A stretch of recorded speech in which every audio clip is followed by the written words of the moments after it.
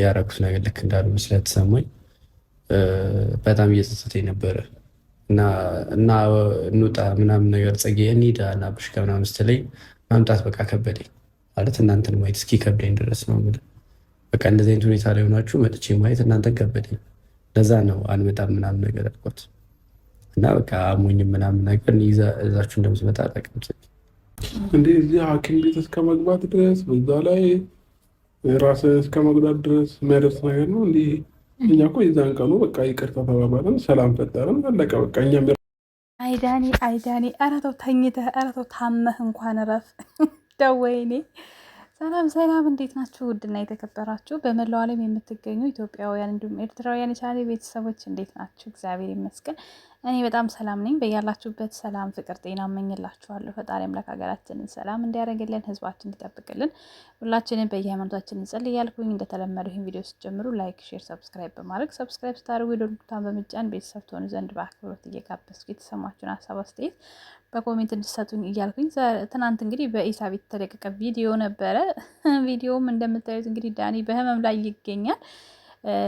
በነገራችን ላይ በህመም አይቀለድም። የእውነት አሞታል። ምክንያቱም ከፊቱ መድኃኒቶች ምናምን አሉ። እግዚአብሔር ይማርክ። ያው በሽታ ድንገት የሚመጣ ነገር ነው፣ በምንም ነገር ስለማይታወቅ እግዚአብሔር ይማር ለማለት እወዳለሁኝ። በበሽታ ስለማይቀለድ ማለት ነው። ከዛ ውጭ ሲተኝተህ እንኳን ተንኮልህ ምን አለ ቢለቅህ፣ ተንኮልህ ቢተውህ ዴ ተኝቶ እንኳን ድራማ ያስባል። ወይ ገንዘብ እኮ ማያደርገው የለም እናንተ። እንግዲህ አሁን ሊጠይቁ ሲመጡ ይሄን አይዲያ አንጥቶ በኢሳ ቤት ለቀቁ ማለት ነው። በኢሳ ቤት አንድ ቪዲዮ ብቻ ነው የተለቀቀበት ነበረ። ቢገርም ሁኔታ በጎቹ በቃ ሰብስክራይብ እየቆሰው ነው። እሱ ይገባዋል። የምር በጣም አስተዋይ ልጅ ነው። ትናንትና ራሱ በተለቀቀው ላይቭ በአብርሽ ቤት ገብቶ በቲክቶክ በቃ የኔን ሀሳብ ፍንትው አድርጎ ነው የተናገረልኝ።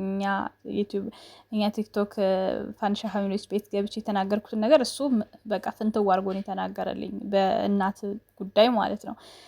እናት አባት ለምን ይዘቀዘቃል በሚል በጎቹ አንስተው እኛ ላይ ለካኩ ማለት ነው። እነሱ ስለሚዘቀዝቁ ነው የኛ ልጆች የሚዘቀዝቁት አሉ። ግን አስረግጬ የምነግራችሁ ነገር የኛዎቹ የሚዘቀዝቁት የእናንተን በጎች እያዩ ነው። የእናንተ የደነዘዙ አንዳንድ የማይረቡ ልጆች የፍቅርዬን የሞተ አባት ሳይቀር የሚዘቀዝቁ አእምሯቸው የማይሰራ ቀፎች አሉ። ገባችሁ? ይህንን መጀመሪያ አርሙ፣ ከቤታችሁ እርማትን ውሰዱ። ሲቀጥል ደግሞ ልክ ኢሳ እንዳላችሁ ሰው አደረገ ብዬ እኔ አላደርግም አለ። ልክ ምንድነው ምክንያቱ? አንድ ልጅ ምን አለች? ፍቅርን ያመጣህልን ሰብስክራይብ እንድናረጋት ነው አይደል አለችው። አዎ አላት አብርሽ ማለት ነው። እንዴት ነው የሩታ እናትና አባት ያንተ እናትና አባት ተዘቅዝቀው እሷን ሰብስክራይብ ልናረግ የምንችለው? ስለዚህ ኦዲየንሶቿን ወታ ትናገር አለች። መቼም አትናገረን እኛን አይገርምሽም? የአንቺ ሰብስክራይብ ይቅርባት፣ የአንቺ ሰብስክራይብ በአፍንጫዋ ይውጣ። በቃ አታድርጊያት፣ ሰብስክራይብ አታድርጊያት ፍቅርዬን። እናንተ ከተንኮላችሁ ብቻ ውጡ እንጂ ሰብስክራይብ የሚያደርጋት አታጣም። ሀቅን እውነትን የሚከተል ሰው ሰብስክራይብ ያደርጋታል። ሰብስክራይብ ስለበዛ ሳይሆን 100,000 ሰብስክራይብ ከምትይዙ 10,000 እውነተኛ ወዳጅ ብትይዙ በቂ ነው። ሰው ስለበዛ ሳይሆን ጥሩ ሰው ስላገኛችሁ ነው። ስለዚህ ራስን መቆለሉ ተገቢ አይደለም። ሰብስክራይብ አታደርጊያቸው። ከዛ ኢሳው ምናላት ሰውን ተከትለሽ እሱ ገደል ስለገባ አንቺ መግባት የለብሽም። እናንተ እንደውም ማድረግ ያለባቸው የአብርሽ ኦዲየንሶች እኮ በጣም ደስ የሚሉ ናቸው፣ ፍቅርን ነው የሚያስተምሩት እንድትባሉ እናንተ ሰው ስላደረገ አለማድረግ። ከዛ በኋላ ልክ እናንተ ዝም ስትሉ ያን ሰው በፍቅር ታሸንፉታላችሁ አለ። ካስታወሳችሁ በእኔም ቲክታክ በጓደኞችም ቲክታክ እየገባሁኝ ሰሞኑን ይሄን ነበር ስናገር የነበረው። ልክ ኢሳ የኔን ልብ ያወቀው አይነት ነገር ነው የሚመስለኝ ሳስበው ማለት ነው። ለምን ምንም የተናገርኳትን ቃል በቃል ነው የተናገራት ማለት ነው። እና ሰው አደረገ ብላችሁ ሰው ገደል ገባ ብላችሁ እናንተም ገደል ባትገቡ ጥሩ ነው። ያደረገው ሰው ይጠየቅበት፣ ይጸጸትበት። እኔ እናቴን የምወድ ከሆነ የሰው እናት አልዘቀዝቅም። እኔ አባቴን የምወድ ከሆነ የሰው አባት አልዘቀዝቅም። ለዛውም የሞተ አባት ማለት ነው። ገባችሁ? መጀመሪያ ራሳችሁን ሆኑ፣ ሌላ ሰው ከምትወቅሱ ማለት ነው። ስለዚህ ኢሳን ሰብስክራይብ ብታደርጉት ምንም አይደቀኝ። እስካሁን ድረስ በአስተሳሰቡ ምንም የወረደ ነገር ወይም የዘቀጠ ነገር አላየሁበትም። አለቀ በቃ። ሰብስክራይብ አድርጉት። ከእነሱ ጋር ስለሰራ ብቻ መጥፎ አስተሳሰብ አለው ማለት አይደለም። ምርጥ ጥሩ አስተሳሰብ ያለው ሰው ነው እና ሰብስክራይብ ቢደረግ እኔ ችግር የለብኝም ማለት ነው። ለማንኛውም እንግዲህ ወደ ዳኒ ስመለስ ዳኒ እንግዲህ እንደምታዩት ፎጣውን ለብሶ በሁሉም በጭንቀት ላይ ይገኛሉ። ግን ይሄ በሽታ የመጣበት በጭንቀት እንደሆነ ተናግሯል ማለት ነው። ጭንቀቱ ምንድን ነው? ብዙዎች በኮሜንት መላምቱን እንደተናገሩት ስለታረቁ እንጂ አንተ እውነት እነሱም እንደበደል ጸጸት ተሰምቶ አይደለም እያሉ ሲንጫጩ አይቻለሁ ኮሜንት ላይ። ነገር ግን ያው ዳኒ ህመሙን አሞታል። ግን ደግሞ የታመሙ በእነሱ ጭንቀት አይደለም። ተመካክሮ የፈሱት ፈስ አይገማም ይላል ያገሬ ሰውና ተመካክራችሁ የሰራችሁት ቪዲዮ ምንም ጭንቀት የለበትም።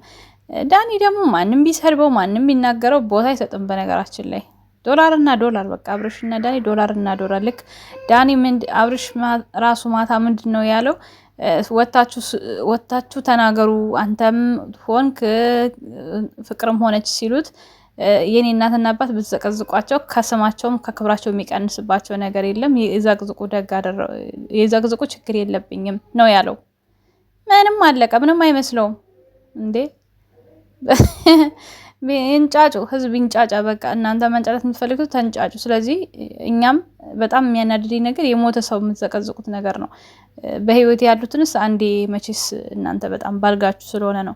ግን የሞተ ሰው እንኳን ብታሳርፉ ጥሩ ነው ማለት ነገኛም ሂያጅነን ወደዛው ማለት ነውና ስለዚህ ዳኒ በጭንቀት እንደታመመ ሌላ ድራማ ተኝቶ ሌላ ድራማ ራሱ ማሰቡን ይገረመኝ። አሁን በቃ ከዚህ ወዲያ ደግሞ ሊቀጥል ነው በዚህ ዙሪያ ማለት ነው። ወይ ማልቲ ወይ ዘንድሮ እንደው ግራ ገባኝ እኮ እናንተዬ። አይ ለማንኛውም ማለት ነው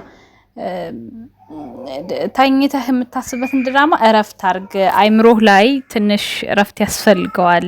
ጭንቀትም እንደው በቃ እቺን ነገሮች የድራማ ነገሮችን በማሰብ ነው ወደ አይምሮህ በጣም ተጨንቆ እንግዲህ ወደ በሽታ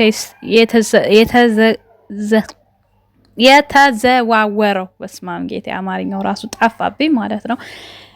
እና ሲናገር የነበረው ቪዲዮ ላይ ምንድነው እኔ ለራስ ጊዜ ስጥ በቃ አሁን ደግሞ እስቲ እንደ አብርሽም ሩታም እንግዲህ ወደ ራሳችን ህይወት መመለስ አለብን።